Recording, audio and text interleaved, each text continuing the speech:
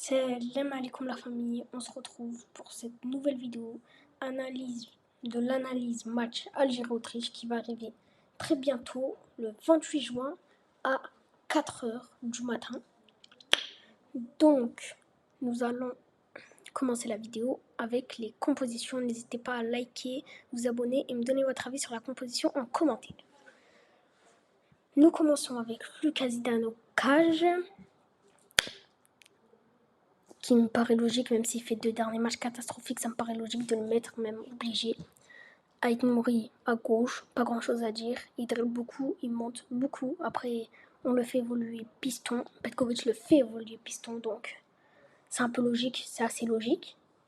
Ben Sebaini, capitaine, vu que Mahrez ne sera pas titulaire, ne débutera pas, et Mandji non plus. Donc Ben Sebaini, le pilier de la défense, j'ai choisi de le mettre titulaire.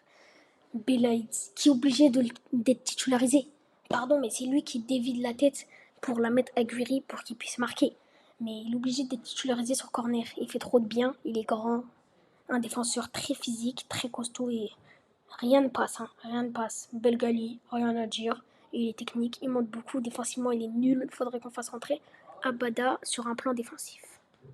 Et puis, Belaïd, voilà, j'ai fait le choix de le titulariser moi personnellement dans ma composition et je suis pas le seul qui dit ça. Mais Belgali, trop nul défensivement. Il faudrait mettre Abada en défense. Il faudrait mettre Abada, oui. Il faudrait mettre Abada en vrai, mais je pense que Belgali quand même, il faudrait le titulariser. Ce qui est logique, c'est de le titulariser. Mais après, avec Nouri, j'ai pas trop parlé de lui. Technique. Défensivement, il est fort, mais ce serait mieux de faire rentrer Hedjem pour le défensif. Ben Sebaini, je pense pas qu'on fera rentrer Chergui, à part si on le met à droite ou à la place de Belaïd. Et Mandji, moi je pense qu'on peut le faire rentrer vers la 60e, ouais. Et Ben Bout, on peut laisser tomber. Oui, on peut laisser tomber parce qu'on est en milieu de compétition quasiment. 3e match de poule, on peut pas le faire rentrer dans cette période-là. Et il ne sera pas adapté. Il ne sera pas adapté du tout, mais voilà. Alors, on passe sur la composition des offensifs. Au milieu, j'ai fait le choix de titulariser Titraoui.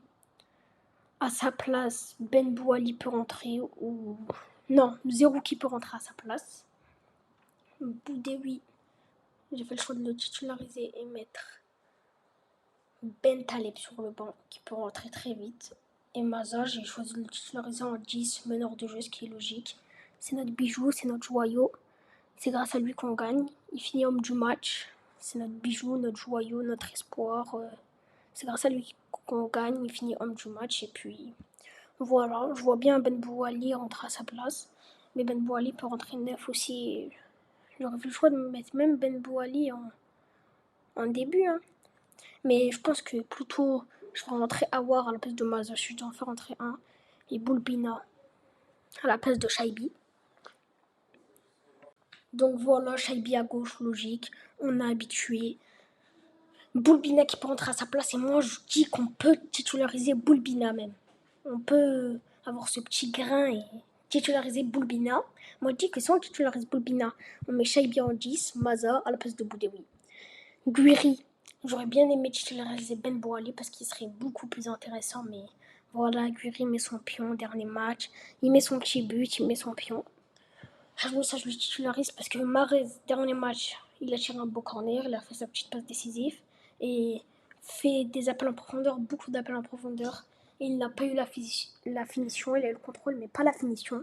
Et je pense que Haj Moussa aurait eu la finition, donc il aurait pu en mettre 2 sur ses appels en profondeur qu'a eu Mahrez et que les belles passes qui ont été délivrées par Maza et Boudewi. Et on sait qu'avec Maza et Haj Moussa, ça va très vite. Surtout avec Shaibi, Haj Moussa, Maza, ça va très vite, c'est la jeunesse.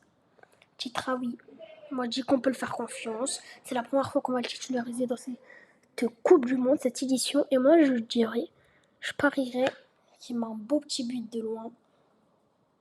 Entrée de surface, frappe, lucarne, elle rentre. Après, voilà, j'ai pas grand chose à dire.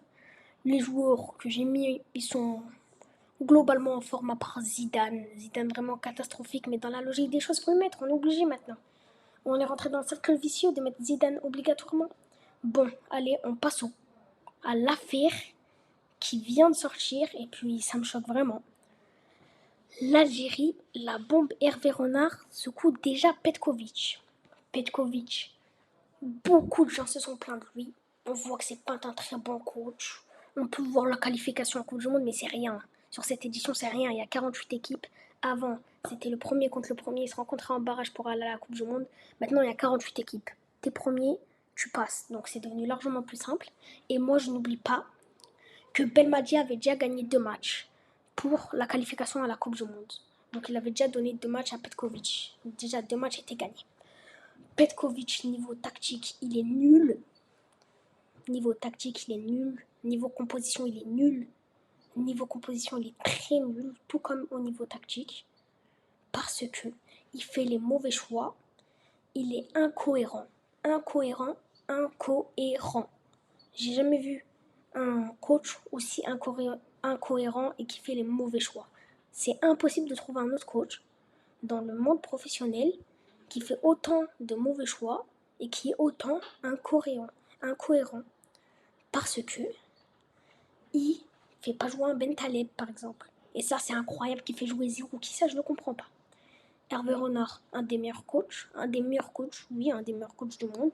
Et là, il est en équipe tunisienne qui font des mauvais scores, qui ont perdu 3-1 hier contre le Pays-Bas, qui ont perdu 5-0, non 5-1 contre la Suède et 4-0 contre le Japon. Et puis, il ne mérite pas de coacher une équipe comme ça. Un grand coach de cette taille-là, avec une réputation comme ça, qui a coaché le Maroc à la Coupe du Monde, qui sont partis très loin, qui ont failli gagner contre l'Espagne, des erreurs à la VAR